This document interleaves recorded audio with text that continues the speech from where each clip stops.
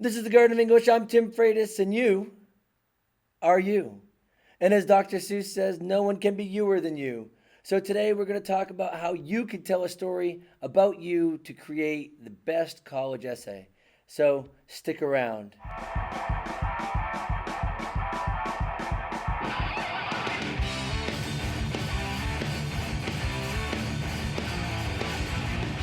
Okay, for the last few weeks, we have been talking about the college essay and we've been talking about do's and don'ts and common myths. And then about a week ago or a week and a half ago, I produced a video that talked about organizing your thoughts to create the best college essay that you could. And if you want to access any of those videos, you could probably do so by clicking right up here. But it is now time that we actually talk about selecting a prompt for the Common App to write and talking about steps on how to actually write your paper. So we're going to just shrink the screen up here. I'm going to go into the corner and we are going to look at how we can actually write the college essay that we are trying to write. Oh, we should probably pull those up as well. So nonetheless, let's do this here. Before we get into the actual steps themselves, I would like to just point out here that all of the material that we'll be using can be found on or should I say found in the description right down below. Now, I hope that you remember that the last time that we spoke, I actually gave you some steps about how you can plan your story here. And when I was doing so and planning the story, I gave you an example that looked at how we could take a story from my life and relate it to character development and things like that. What I didn't do last time with you all, though, is I did not talk about selecting a common app prompt. And so that's the first thing that I want to actually start with today with all of you. So what we're going to try and do here is we're going to remember or reflect on the story that I told. I told that story about potentially or almost getting into a fight and how I just used my words to kind of get out of it. And if you look at today's document, which is down there listed as today's document in the description, what you're going to notice is that I do have the Common App there. And these are the prompts from the Common App. I've also included the website. Let me shrink myself just a little bit more here, actually, so we can make sure that the website shows itself. There we go. Okay. I've included the website in the app so that you can actually click on that yourself to find your Common App essays. And what I've done here is with these Common App essays, I went through here and I just highlighted the language that you would probably find meaningful in trying to figure out, all right, I told the story about myself. I've talked about my character development. What now will I use for my prompt to write my paper about? And so if you notice that your story is about an interest or part of your identity, well, then by all means, you're going to choose prompt 1 and you're going to try to write that prompt. If you're talking about failures or challenges or setbacks, you're going to look at prompt 2. Prompt 3 is about metacognition, essentially, and that just means thinking about your thinking and thinking about yourself and becoming more self-aware, and that's going to be number 3. Number 4 talks about problems and solutions that you have for problems or problems that you've tried to solve on your own.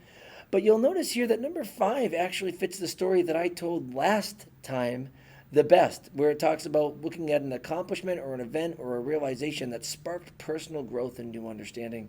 And where mine fits in here is this idea of a new event. Number 6 is talking about what we call in the education world, which is getting into a flow state where you lose track of time. For my oldest children, that's when they Beyblade or when they use their Legos.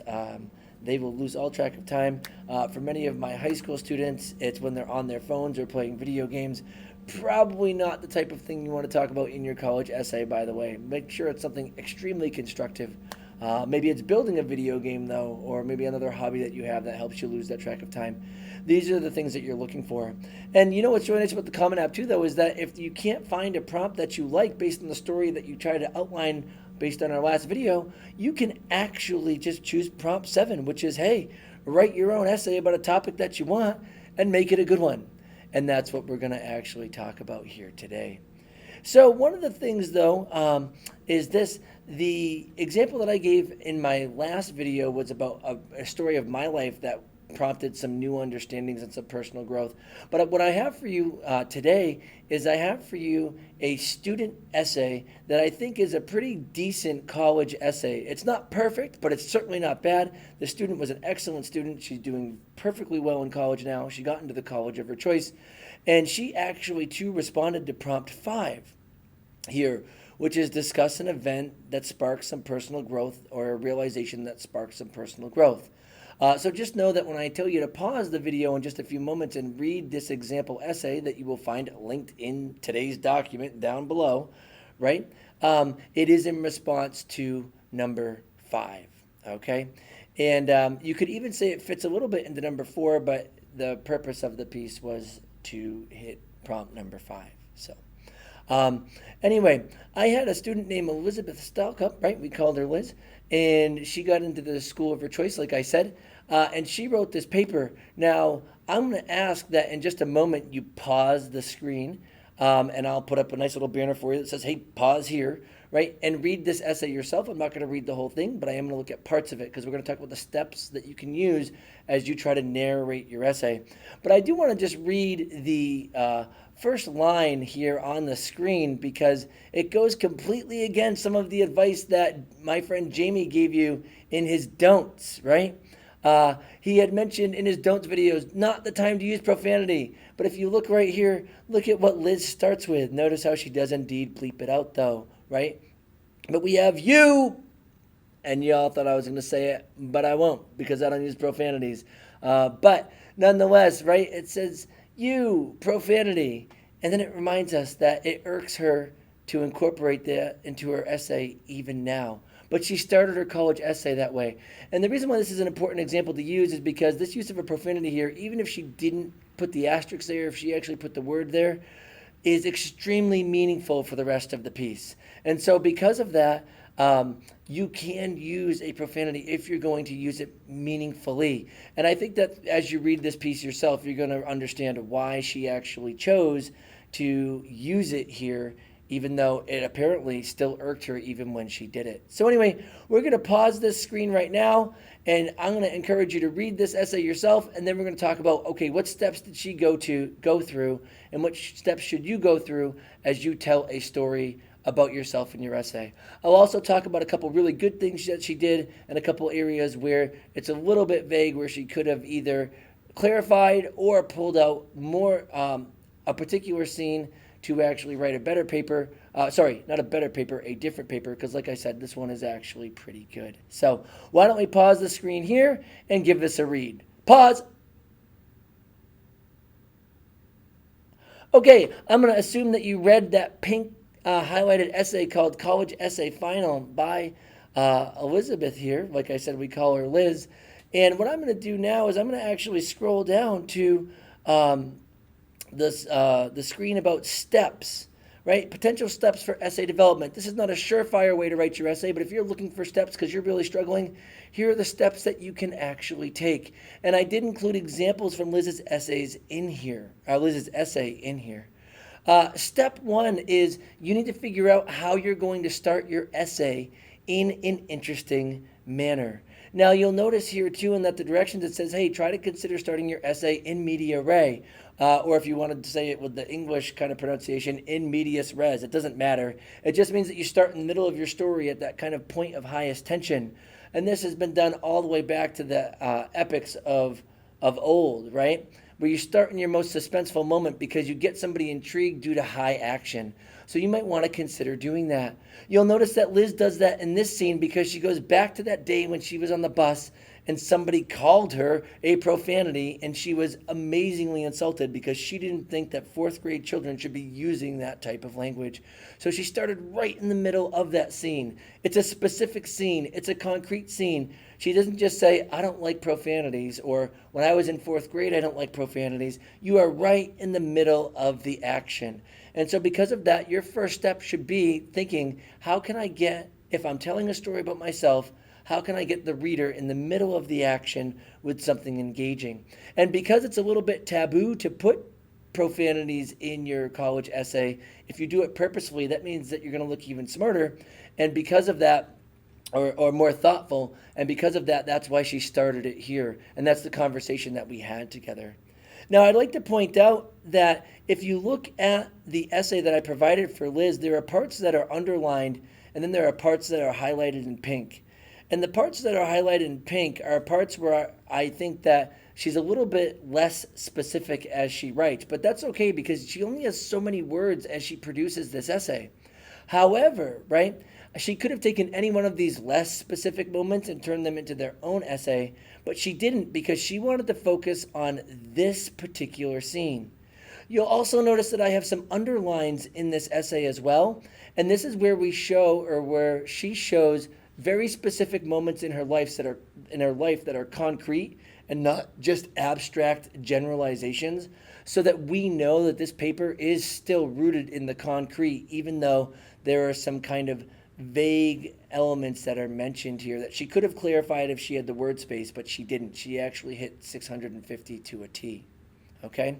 But anyway, step one for you, once again, is let's get that audience interested. Think of a way to do so. Coming in media res is one of the ways that you can do that. Liz takes care of that right here. And her whole first paragraph is actually starting there. But notice she doesn't just focus on that. She then connects the rest of her life to that story and comes back to it in the end. And we'll talk about those steps as we go through. So what does step two look like? Okay, step two says, good. Let's shift from that event that we're going to focus on and actually go back a moment and talk about your character. Who were you before this specific event that has now that you've experienced this event, has changed? And the reason why is because we have to make sure that you convey to your reader that you have shifted in character, or that you have developed, or you have become more self-reflective. And we can't do that if we only describe the event. We need to know who were you before, and then what's the event that's happened, even though you started with that, and then who did you become because of it.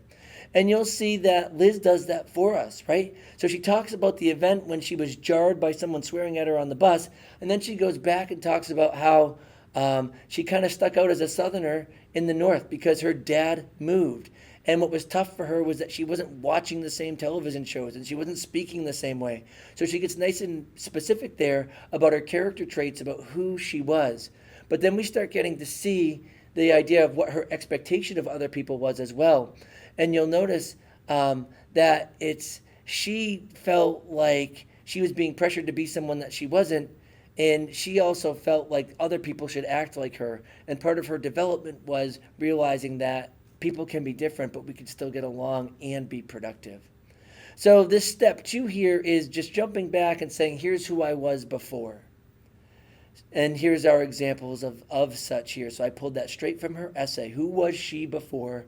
And then with step three, we want to kind of build back from where we were to who we became through that story that we started with in the beginning. So we're going to highlight our specific events or other specific events that are tied to that story that help show the building of our character. So that first story that Liz tells us is, hey, I had expectations that people should act with my morals, and I wanted to make sure that what I wanted to get done was done. And then she talks about why she felt these social pressures.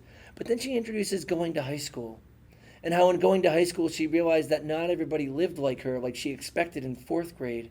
And as she grew and matured, she realized that although not everybody held the same moral code that she had, she could still work for them. So she's starting to build in these elements of character and transition.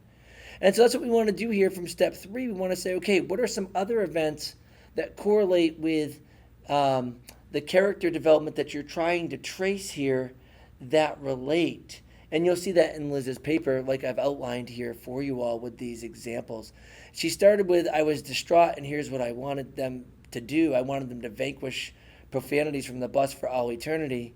And then she talks about how in high school, hey, people had different morals. I still treated them with respect, but I didn't let their differences roll right off. She kind of still held that baggage because it hurt her, because she didn't feel like she was understood, but really she wasn't understanding other people. But then she realized that she was isolating herself and started to open up, and that's when she began to develop her true leadership qualities. And you'll see that traced all throughout the examples that are here. This is a good model for you to think about as you produce your story. So step one, get me that high interest element. Step two, go back and tell me who you were. And step three, really start layering in your character development based on that particular original story and how you developed from who you were before into who you are now. Step four, right? This is the last part. You're going to connect back to that first story. And in some way, you're going to show your development from that first story. And notice that at the end of Liz's paper, right, she doesn't talk about fourth grade throughout the whole piece. She goes from fourth grade to middle school to relocating to high school to leadership opportunities, but then she brings it back to that fourth grade moment. The heartache of being cussed out in fourth grade lasted a short while, but the incident itself moved me to begin to accept that others aren't required to live by the same moral code that I hold.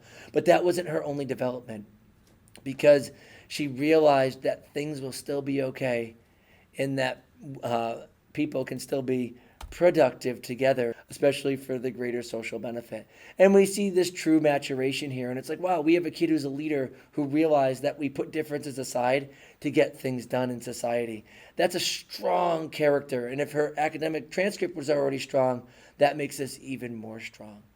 So there are your steps, folks, right? Modeled really well by Liz's paper. And like I said, there are some parts where they're a little bit vague, where it's a little bit vague, but she holds on to that single event and then uses other concrete events to showcase her development of character, so that when things are vague in here, it's really not a problem at all in how she does things. So anyway, that's the first way that you can actually address a prompt, going through that kind of a model. Now, I do have another model here, and this is for a student who might want to say, I want to do my own thing.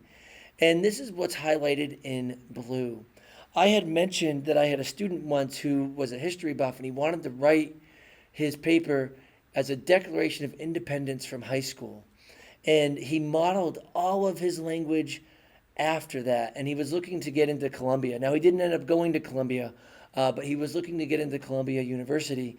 And so because of that, and we're talking about the one in New York, by the way, because of that, this is what he produced. And if you've ever read the Declaration of Independence, I encourage you to read this here so you can see how thoughtful this was and how much he really mimicked the language. And at the very end, he declares his independence, right? I, therefore, Jake Henry Rivard, in the progress of application, appealing to the admissions counselors of Columbia for the rectitude of my intentions, do solemnly publish and declare, I am a viable and valuable candidate for the acceptance into Columbia University. I mean, think about how rich that is after he's structured all of his reasons right here, just like the Declaration of Independence, right, of why he deserves that. And so this is a really poignant essay, a creative spin.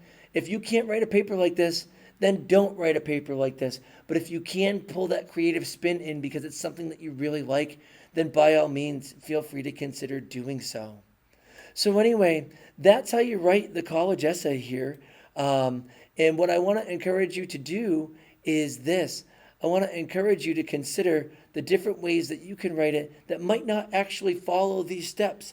And if you don't follow these steps, that's okay, because you can write your own paper. But these are steps that are here that are meant to help you. These models are meant to help you. These are great kids who are doing remarkably well in the colleges of their choice. And because of that, I want you to be encouraged. Now, as always, I do ask that you help the garden grow, and the easiest way to do that is by just clicking like and subscribe. We have links to merch down below. We have links to donations down below, but these videos are also always free. We're going to start some new series next week. This is our last one for college essays, like I've said. If you found anything helpful, leave some comments down below about what has helped you, or if you need some more supports, if you need some more graphic organizers, tell me how you think. Tell me what you want me to try to put into an organizer, and I'll do that too. But until next time, I'm Tim Freitas from the Garden of English, and you all have a great day.